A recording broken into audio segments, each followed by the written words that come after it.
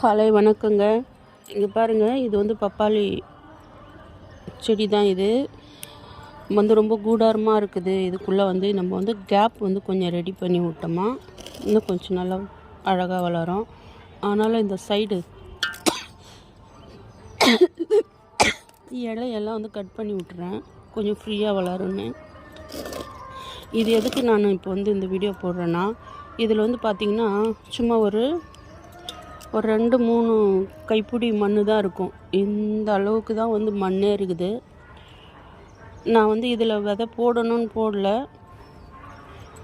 இது வேறு ஒரு தொட்டியில் போட்டேன். நான் அந்த மண் வேணும்னு இதில் எடுத்து போட்டேன். அதெல்லாம் இந்த சீடு வந்துருக்குது பாருங்கள், எவ்வளோ சேஃபாக சூப்பராக இருக்குது பாருங்கள். இப்போ வந்து நான் ஆலிவரா தான் வச்சுருக்கிறேன். இது அதெல்லாம் இதெல்லாம் வந்து விளைஞ்சிருக்குது. அதுதான் வந்து இயற்கை. அதிலே பார்த்திங்கன்னா நிறைய வந்து கீழே நெல் இருக்கும். வந்து சுகருக்கெலாம் வந்து யூஸ் பண்ணுவாங்க இல்லையா, கீழே நெல்.